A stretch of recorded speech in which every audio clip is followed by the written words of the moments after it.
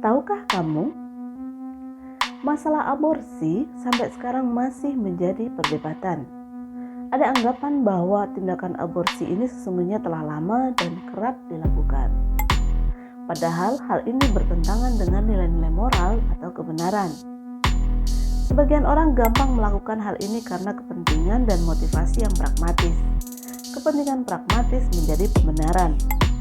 Etika tradisional yang menarik garis tegas baik dan buruk dikalahkan oleh etika situasional yang kelabu, tidak jelas, dan serba bias ditafsirkan.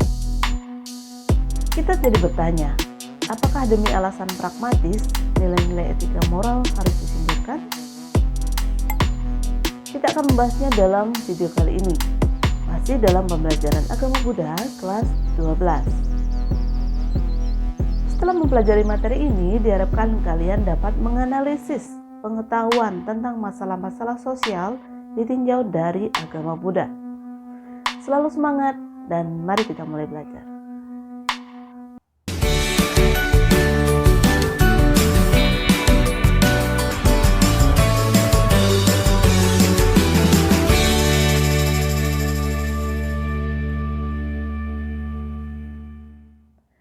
Sebelum mulai belajar, mari kita melafalkan syair penghormatan atau nama karagata bersama-sama. Mari kita mulai. Arahang sama sambuddho bhagawa, Buddhang bhagawantang abhiwademi, Swakato bhagavata dhammo, dhammang namasami, Supatipanno bhagavato sawaka sanggo, sanggang namami. Sabe sata wantu sukitata, semoga semua makhluk hidup berbahagia. Sadu, sadu, sadu. Silakan dilanjutkan dengan duduk hening. Baik, kita mulai pembahasan kita. Yang pertama tentang pengertian aborsi. Aborsi adalah menggugurkan kandungan atau dalam dunia kedokteran dikenal dengan istilah abortus. Aborsi dapat juga berarti pengeluaran hasil konsepsi atau pertemuan sel telur dan sel sperma sebelum janin dapat hidup di luar kandungan. Jadi, aborsi dapat didefinisikan sebagai pengeluaran janin dari rahim sebelum janin tersebut mampu untuk meneruskan hidupnya sendiri. Menurut Kartono Muhammad, aborsi berbeda dengan infanticide atau pembunuhan bayi. Aborsi ditujukan bagi usia kandungan 5 bulan ke bawah atau usia 20 minggu. Bila di atas 5 bulan, kandungan itu sudah ada tengkorak dan tulang, maka termasuk dalam kategori pembunuhan atau infanticide. Pada kandungan 5 bulan ke bawah hanya berupa gumpalan daging atau hanya berupa darah kental yang nyaris tidak meninggalkan bekas apabila digugurkan. Usia kandungan di atas 5 bulan tersebut dikatakan sudah viable, artinya dengan bantuan teknologi sudah dapat hidup di luar rahim tanpa plasenta. Penghilangan nyawanya dengan cara apapun, di dalam rahim maupun di luar rahim, tidak lagi dapat disebut sebagai tindakan aborsi, tetapi pembunuhan bayi. Aborsi dalam terminologi kesehatan adalah penghentian kehamilan di bawah 28 minggu. Setelah periode ini, janin dianggap mampu hidup dan setiap terjadi pengeluaran dari janin ini dapat berarti janin yang hidup atau lahir mati. Ada beberapa macam aborsi dalam dunia kedokteran. Yang pertama, aborsi spontan atau alamiah adalah aborsi yang berlangsung tanpa tindakan apapun. Kebanyakan disebabkan karena kurang baiknya kualitas sel telur dan sel sperma. Yang kedua, aborsi buatan atau sengaja adalah pengakhiran kehamilan sebelum usia kandungan 28 minggu sebagai suatu akibat tindakan yang disengaja dan disadari oleh calon ibu maupun si pelaksana aborsi. Dalam hal ini, dokter, bidan, atau dukun beranak. Yang ketiga, aborsi terapeutik atau medis adalah pengguguran kandungan yang dilakukan atas indikasi medis. Sebagai contoh, calon ibu yang sedang hamil tetapi mempunyai penyakit darah tinggi menahun atau penyakit jantung yang parah yang dapat menyebabkan bahaya baik bagi calon ibu maupun janin yang dikandungnya. Berikutnya adalah sebab aborsi. Dari fakta hasil penelitian selama ini jelas salah kalau kita menganggap bahwa kehamilan yang tidak dikehendaki selalu dihubungkan dengan pergaulan bebas, apalagi kalau berpikir bahwa itu hanya terjadi pada remaja. Padahal masih banyak sikap-sikap di masyarakat kita sendiri yang mendorong perempuan untuk terpaksa melakukan aborsi. Misalnya hal-hal sebagai berikut. Keluarga yang tidak siap karena memiliki ekonomi pas-pasan, sehingga cenderung bersikap menolak kelahiran anak. Kemudian, masyarakat cenderung menyisihkan dan menyudutkan wanita yang hamil di luar nikah. Wanita selalu disalahkan, tidak ditolong atau dibesarkan jiwanya, tetapi malah ditekan dan disudutkan, sehingga dalam reaksinya wanita tersebut akan melakukan aborsi. Berikutnya, ada aturan perusahaan yang tidak memperbolehkan karyawatinya hamil meskipun punya suami selama dalam masa kontrak, atau kalau ketahuan hamil akan dihentikan dari pekerjaannya. Sebab yang lainnya misalnya adalah pergaulan bebas bagi remaja di bangku sekolah. Kemudian dari segi medis diketahui umur reproduksi sehat antara 20 sampai 35 tahun. Bila seorang wanita hamil di luar batasan umur itu akan masuk dalam kriteria risiko tinggi. Batasan ini sering menakutkan sehingga perempuan yang mengalaminya lebih menjurus untuk menolak kehamilannya dan ujung-ujungnya akan melakukan aborsi. Sebab lainnya, pandangan sebagian orang bahwa tanda-tanda kehidupan janin antara lain adanya detak jantung, yaitu umur sekitar 3 bulan. Maka hal ini akan memicu seorang wanita hamil yang mengalami suatu masalah akan melakukan aborsi dengan alasan usia bayi belum mencapai 3 bulan. Praktik aborsi adalah fenomena yang timbul karena perubahan nilai di masyarakat. Sama halnya dengan praktik pelacuran, praktik aborsi tidak dapat diantisipasi dengan hanya bentuk larangan semata. Dan sebab lainnya, selama ini indikasi medis yang dipakai sebagai dasar bolehnya aborsi hanya didasarkan pada kesehatan badan atau kesehatan jiwa dan mengabaikan konsep definisi kesehatan secara keseluruhan, yaitu sehat fisik, psikis, dan sehat sosial.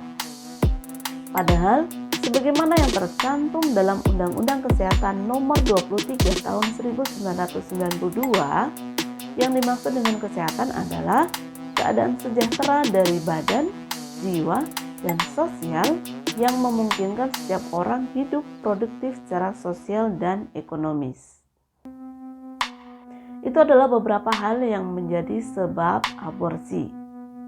Berikutnya, akibat aborsi. Tindakan aborsi merupakan praktik yang penuh resiko. Resiko ini muncul mulai dari pendarahan hingga kematian karena pendarahan yang terlalu banyak. Aborsi juga dapat mengakibatkan kemandulan karena infeksi dari penghisapan rahim menjadikan saluran indung telur tertutup. Di samping itu juga akan mengakibatkan rusaknya alat reproduksi sang ibu. Aborsi adalah suatu tindakan pembunuhan. Mereka yang telah melakukan tindakan kejahatan akan mendapatkan akibat di kemudian hari, baik dalam kehidupan sekarang maupun yang akan datang. Dalam Culaka Mawibangga Sutta dikatakan, seorang pria dan wanita yang membunuh makhluk hidup, kejam dan gemar memukul, serta membunuh tanpa belas kasihan kepada makhluk hidup, akibat perbuatan yang telah dilakukannya itu, ia akan dilahirkan kembali sebagai manusia di mana saja ia akan bertumimba lahir, umurnya tidaklah akan panjang. Itu menurut Culaka Mawibangga Sutta. Kemudian dalam kitab Petawatu, dalam Satipatha Kudaka Petawatu Wanyana atau cerita Peta Pemangsa 7 putra, Dikisahkan ada seorang istri pertama yang memiliki rasa iri hati dengan istri kedua dari suaminya yang telah hamil. Kemudian ia pun menyuruh orang bayaran untuk menggugurkan kandungan istri kedua tersebut yang sudah berusia 3 bulan.